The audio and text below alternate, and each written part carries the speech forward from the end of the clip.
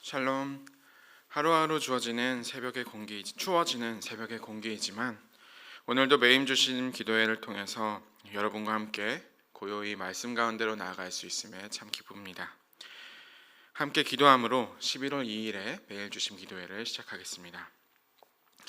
생명의 하나님, 캄캄한 밤 어두움 속에서도 우리의 영혼을 지켜주시고 다시 생명을 시작할 수 있는 일으킴을 주심 감사합니다. 이 아침 우리의 마음과 영혼을 깨워 주님의 말씀 앞으로 나아가게 하소서. 주님이 주시는 말씀 가운데 하나님께 시선을 고정할 수 있게 하시고 그 시선 끝에 하나님을 만나 마음 다해 기도하는 오늘 하루가 될 수 있도록 우리와 함께 하시옵소서. 말씀 가운데로 나아가오니 주님 우리와 만나 주시옵소서. 예수 그리스도의 이름으로 기도드립니다. 아멘. 오늘 우리에게 주시는 하나님의 말씀은 누가복음 1장 18절에서 25절의 말씀입니다. 제가 봉독하도록 하겠습니다. 사가랴가 천사에게 이르되 내가 이것을 어떻게 알리요? 내가 늙고 아내도 나이가 많으니이다. 천사가 대답하여 이르되 나는 하나님 앞에 서 있는 가브리엘이라. 이 좋은 소식을 전하여 내게 말하라고 보내심을 받았노라. 보라, 이 일이 되는 날까지 내가 말 못하는 자가 되어 능히 말을 못하리니 이는 내가 내 말을 믿지 아니함이거니와 때가 이르면 내 말이 이루어지리라 하더라. 백성들이 사가랴를 기다리며 그가 성전 안에서 지체함을 이상히 여기더라. 그가 나와서 그들에게 말을 못하니 백성들이 그가 성전 안에서 환상을 본 줄 알았더라. 그가 몸짓으로 뜻을 표시하며 그냥 말 못하는 대로 있더니 그 직무의 날이 다 되매 집으로 돌아가니라. 이후에 그의 아내 엘리사벳이 잉태하고 5달 동안 숨어 있으며 이르되 주께서 나를 돌보시는 날에 사람들 앞에서 내 부끄러움을 없게 하시려고 이렇게 행하심이라 하더라. 아멘. 오늘 우리가 함께 일용할 양식으로 주신 본문은 18절에서 25절로부터이지만 어제에 이어서 어제 못했던 이야기로부터 오늘은 계속해서 시작하면 좋을 것 같습니다. 어제 우리는 1절에서 4절까지의 누가복음의 서문에 대한 이야기를 함께 했었습니다. 알고 있는 바 가르침을 받았던 그리스도인에게 더 확실함을 줄 내용을 채워서 누가가 그 이야기를 시작했다라고 말씀을 드렸습니다. 누가는 말씀을 가까이 하고 따르는 사람이었고 그리하여 다 알고 있다고 생각하는 것을 넘어서 내가 완전하지도 않을 수 있다는 것을 알려주시는 하나님의 말씀을 따랐기 때문에 이 누가복음을 쓸 수 있게 되었습니다. 하나님은 이렇게 언제나 말씀을 따르는 사람들을 사용하십니다. 하지만 우리가 먼저 눈여겨보아야 할 것은 말씀을 따르고 신앙이 견고해졌다는 것을 확인하는 방법 중 하나입니다. 그것은 바로 각 사람이 갖고 있는 개성이 오롯이 드러날 때 벌어집니다. 어떤 집사님은 보이지 않는 곳에서 잘 섬기십니다. 말씀을 따라서입니다. 어떤 권사님은 사람을 섬기는 일을 참 잘하십니다. 말씀을 따라서입니다. 어떤 장로님은 삶 그 자체로 그리스도의 향기를 뿜어냅니다. 말씀을 따라서입니다. 어떤 청년을 보고 있노라면 그냥 행복한 마음이 생깁니다. 그 역시도 말씀을 따라서입니다. 또 어떤 목사님은 우리에게 커피를 맛있게 내려주십니다. 이 역시 그를 이끄시는 말씀을 따라서입니다. 하나님은 언제나 말씀을 따르는 사람들을 사용하실 때에 그들이 잘하는 모습으로, 그들이 빛나는 모습으로 각각의 개성을 살리십니다. 오늘 만나는 누가복음의 그 이야기는 말씀을 따르는 누가의 개성이 잘 드러나 있습니다.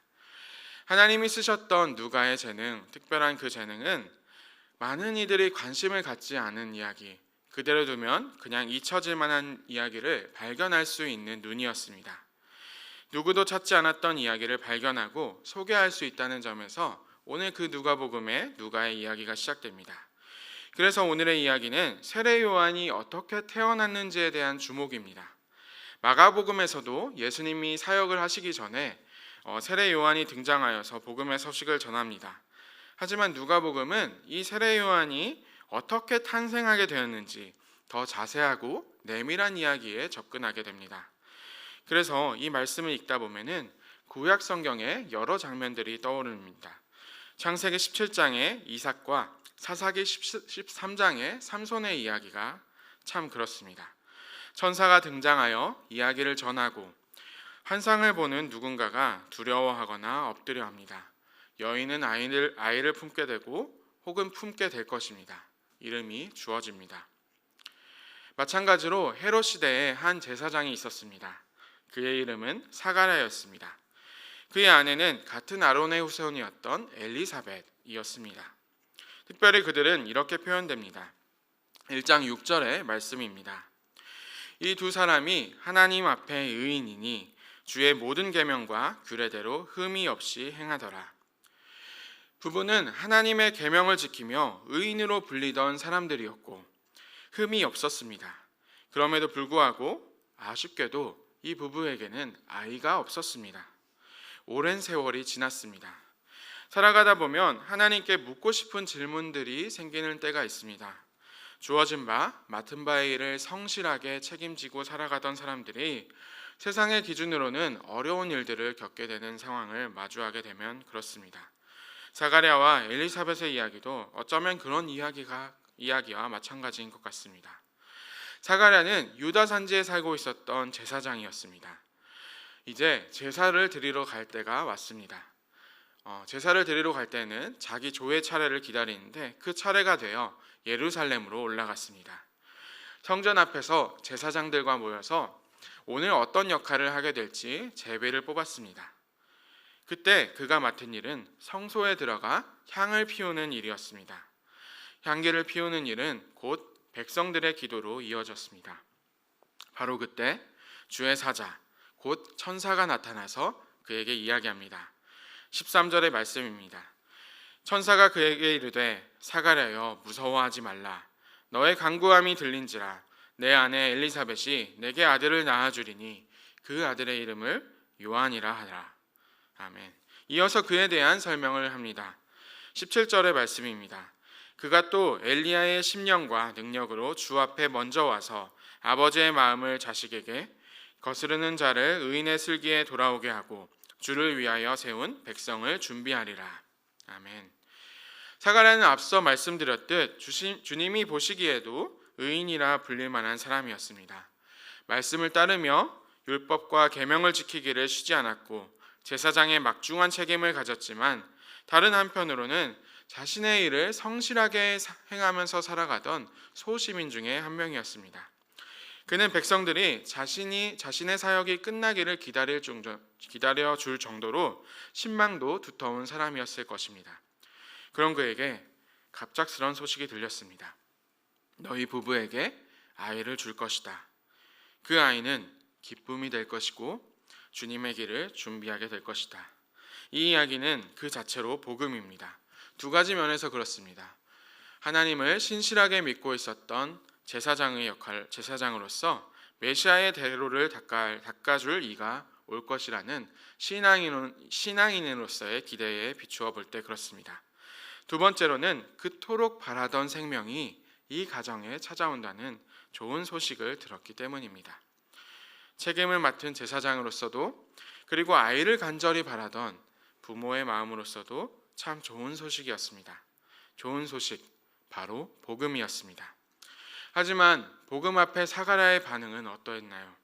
그때 사가랴는 천사의 말에 이렇게 대답합니다. 18절의 말씀입니다. 사가랴가 천사에게 이르되 내가 이것을 어떻게 알리요? 내가 늙고 아내도 나이가 많으니이다. 사가랴는 그 천사의 말에 이렇게 반응했습니다. 나도 아내도 늙었습니다. 내가 할 수 없다는 것을 나는 알고 있는데 왜 이렇게 뚱딴지와 같은 이야기를 하시는 것입니까? 사가랴의 반응은 지독한 불신이었습니다. 오랜 시간의 경험에서 나온 체념이었습니다. 무기력에 찌들었던 마음이었습니다. 더 이상 나아질 곳이 없다고 생각하는 퇴로가 없는 그 어디에 그는 자신이 들었던 복음을 던져버렸습니다.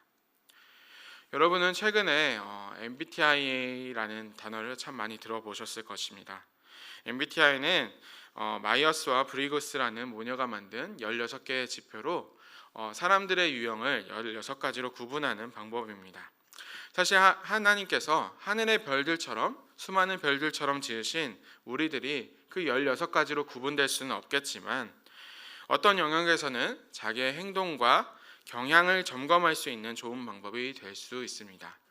때로는 자신의 죄성을 점검하는 데 있어서도 도움이 될 때가 있습니다. 그 검사법에 따르면 저는 INFJ라는 유형을 가지고 있습니다. 일명 예언자형이라는 유형입니다. 여러 가지 특징들이 있겠지만은 예언자형이라는 별명처럼 현재의 상황을 직관하고 앞으로의 미래를 예측하는 것을 즐기고 있습니다. 그 미래를 살펴보는 것을 좋아하지만 사실 그 미래의 모든 것을 긍정적으로 보는 것은 아닙니다. 예측을 하다 보면 잘 될 거야 보다는 이렇게 하면 안 될 것 같다. 실패할 수도 있겠어. 조금은 힘들 수도 있겠는걸? 이렇게 생각할 때가 있습니다. 저는 잘 될 것도 계획하고 준비하지만 동시에 실패할 것도 받아들일 준비를 합니다.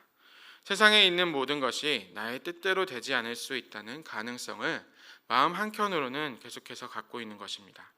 하지만 말씀에 비추어 볼 때 저의 이런 모습을 보면 저는 이렇게 얘기할 수 있겠습니다. 이것은 불신입니다. 미래를 하나님께 온전히 내어놓지 못하는 저의 불신을 보여주는 것입니다. 하나님을 청종하는 목사라고 하지만 많은 부분에서 주님의 말씀대로 살아가고 그 말씀을 전하기를 목표로 삼고 있지만 실패에 대한 불안을 계속해서 마음에 품고 있는 것입니다.